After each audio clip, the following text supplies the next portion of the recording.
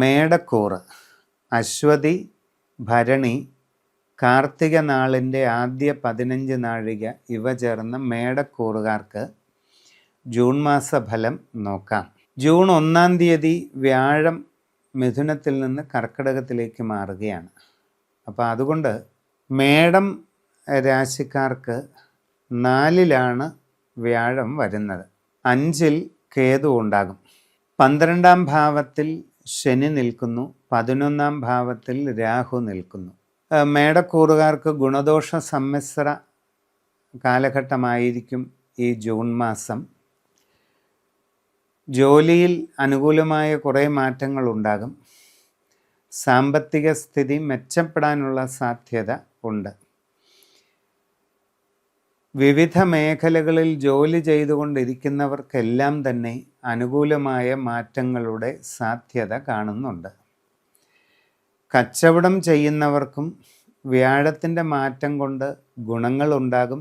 സാമ്പത്തിക പുരോഗതി, നേട്ടങ്ങൾ, പല രീതിയിലുള്ള ഗുണാനുഭവങ്ങൾ, കാര്യവിജയങ്ങൾ ഇതൊക്കെ ഉണ്ടാകാം. 11-ലെ രാഹു അനുകൂലമായതുകൊണ്ട് തന്നെ ആരോഗ്യപരമായ അഭിവൃദ്ധി, ദേഹസുഖം ഇതൊക്കെ ഉണ്ടാകാം. അസുഖങ്ങൾ അനുഭവപ്പെട്ടുകൊണ്ടിരിക്കുന്നവർക്ക് അത് അല്പാൽപമായിട്ട് കുറഞ്ഞു വരുന്നത് കാണാം.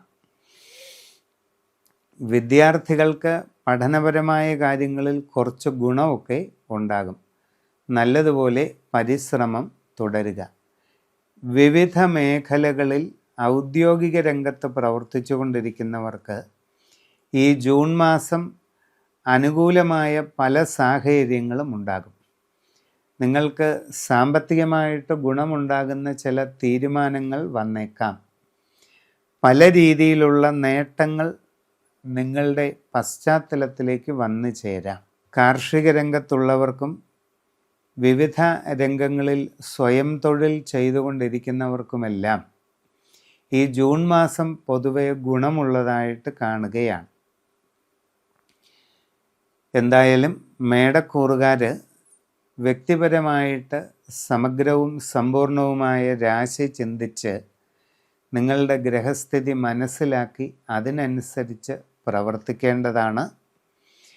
കുടുംബപരമായ കാവുകളോ ക്ഷേത്രസ്ഥിതികളോ ഉള്ളവർ അതാതിൻ്റെ അനുഷ്ഠാനങ്ങൾ വളരെ ഭംഗിയായി ചെയ്തു പോകണം.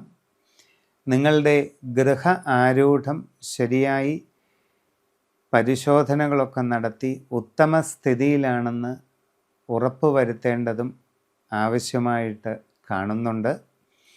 പുതിയ സംരംഭങ്ങൾക്ക് ഇറങ്ങിത്തിരിക്കുന്നവർ ആഴത്തിൽ പഠിച്ചു മനസ്സിലാക്കിക്കൊണ്ട് വേണം അത് ചെയ്യാൻ. ഇങ്ങനെ വേണ്ട രീതിയിൽ ശരിയായി പരിശ്രമിച്ച് മുമ്പോട്ട് പോകുന്നതായാൽ ഈ ജൂൺ മാസം നിങ്ങൾക്ക് വളരെ ഗുണമുണ്ടാകും.